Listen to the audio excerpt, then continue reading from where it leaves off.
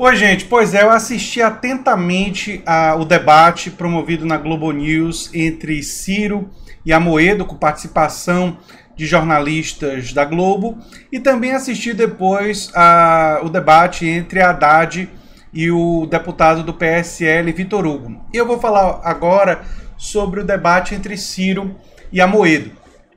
Saíram algumas notícias desse debate, né? Amoedo e o Novo se colocam do lado de Sérgio Moro, na disputa entre Moro e Bolsonaro. Então, e ele meio que estendeu um convite para Moro entrar no Partido Novo, mas não sugeriu que Moro seria o candidato à presidência, porque teria que arguir o que é que Moro pensa sobre diversos temas, obviamente tentando alinhar Moro a uma visão ultraliberal, a visão do Amoedo. Também ficou claro que eles concordam com o isolamento social, com as informações da Organização Mundial de Saúde, com a necessidade de um lockdown mais severo. Toda essa parte envolveu concordâncias entre Amoedo e Ciro Gomes. Mas onde eles divergiram, onde eles discordaram, aí é que Amoedo mostrou, na minha visão, toda a sua fragilidade. Por exemplo, ele em um determinado momento disse assim: a carga tributária brasileira é muito alta e precisa reduzir. E criticou Ciro quando falou em tributar lucros e dividendos e tributar grandes heranças e patrimônio. Aí Amoedo, aí eu não sei se é ideologia, desconhecimento, realmente é um mistério, né? Ele mostra a defesa, e aí me parece mais ideologia, eu não quero pressupor que ele não sabe disso. Mas ele mostra um desconhecimento de que o Brasil tem uma das tributações mais regressivas do planeta Terra.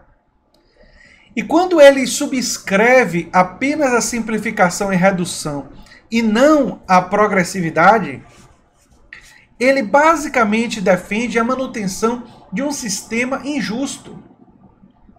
Até para você poder reduzir impostos sobre consumo, reduzir impostos sobre produção, que eu defendo reduzir impostos sobre consumo e sobre produção, faz todo sentido para equilibrar as contas públicas, que se você vai reduzir em uma área, você aumente em outra área, e nós vamos aumentar onde? Em dividendos empresariais, que o Brasil, como bem lembrou Ciro, é o único país do mundo, a não ser a Estônia, que não cobra esse imposto, né? A gente coloca com parte do imposto de renda, e como boa parte das pessoas mais ricas declaram como PJ, né? Como pessoa jurídica, acabam não pagando muito de imposto de renda, sendo que o nosso teto do imposto de renda, 27,5, né, e jurídica 15, já é um teto, em termos mundiais, baixo. Os países europeus têm tetos de tributação muito mais altos do que esse. Mas por que faz sentido você cobrar mais no patrimônio, mais das pessoas e mais das grandes empresas que fazem lucro? Porque é onde está a maior parte do dinheiro. E faz sentido você cobrar menos na classe média, dos mais pobres e da classe trabalhadora, porque eles têm menos dinheiro. E também faz sentido cobrar menos dos pequenos negócios, que Ciro nem entrou, mas é uma outra coisa, né? Então, assim, Amoedo revelou nesse debate, né, toda a fragilidade de sua ideologia ultraliberal. É porque quando Ciro explicou exatamente isso que eu estou falando aqui, ele não teve simplesmente nenhuma resposta. Ele mudou de assunto. E a mudança de assunto foi um reflexo de não ter como contrastar com o fato de que o Brasil tem uma das tributações mais regressivas do planeta Terra e que uma forma básica de você equilibrar as contas públicas seria introduzir a progressividade na nossa tributação, até para poder reduzir os impostos sobre os mais pobres e sobre a classe trabalhadora. Eu teria muita curiosidade de ver uma conversa entre o Amoedo e uma pessoa como o Eduardo Fagnani, que é um dos maiores especialistas do Brasil em tributação, que eu tive o prazer de entrevistar, de conversar com ele aqui no canal A Nova Máquina do Tempo. Para quem não assistiu, está na minha sessão de diálogos.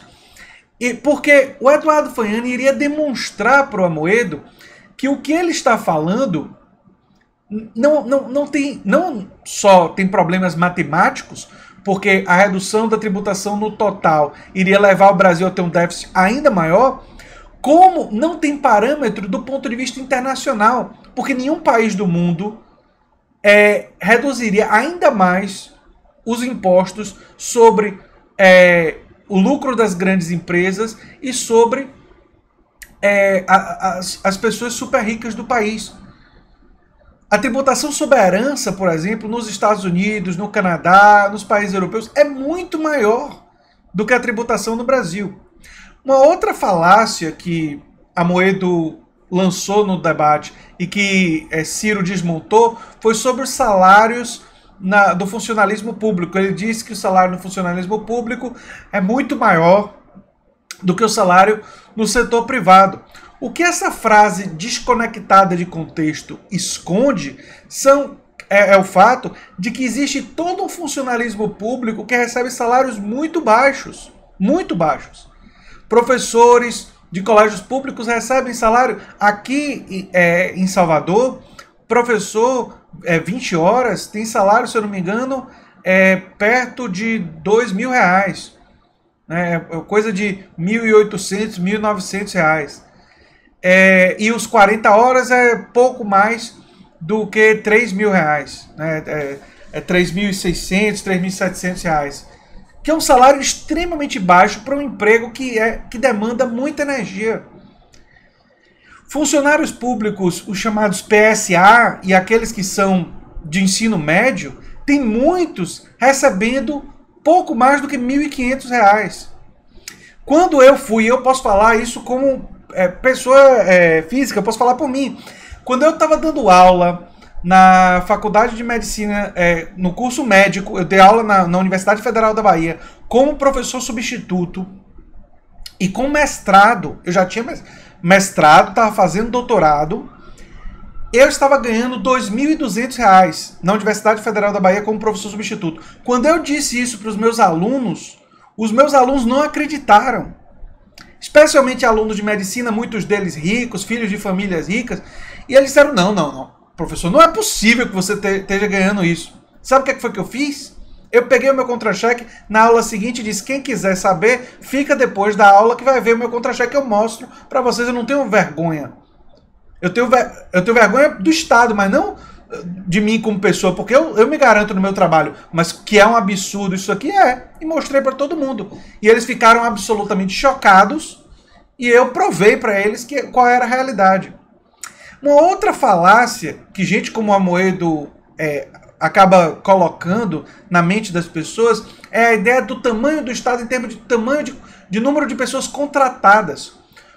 O percentual da economia nos países europeus que pessoas que trabalham para o Estado, oscila de 18% a 30% da população. No Brasil, o número é absurdamente menor, é menos do que 10% da população que trabalha para o Estado. Então dizer que o nosso Estado é inchado do ponto de vista de falar do número percentual da população, que não é a única medida, eu não estou dizendo que essa é a única medida, mas que é uma medida relevante, não pode ser ignorada. O Brasil, na verdade, tem um Estado muito pequeno, segundo essa medida. Onde é que o Estado é grande? Na burocracia, temos muita burocracia, e o Estado brasileiro também é grande em outra área, em benefícios ao setor privado. São duas áreas que eu defendo atacar o tamanho do Estado, onde ele de fato é grande. Mas o grande problema do aprisionamento ideológico do Amoedo e de gente como ele é que eles ignoram todas as outras áreas onde o Estado brasileiro é deficitário. Ele é pouco. Ele tem pouca influência, ele tem pouca participação. Ele tem muito menos participação do que os países desenvolvidos. Os países que têm os melhores índices de desenvolvimento humano.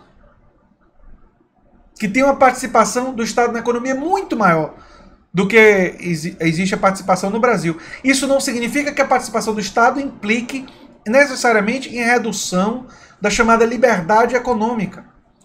Porque muitos dos países que tem tanta participação do Estado na saúde, na educação, e muita gente trabalhando para o Estado, segundo os índices de liberdade econômica, são altamente livres, como Suécia, Dinamarca e tudo mais.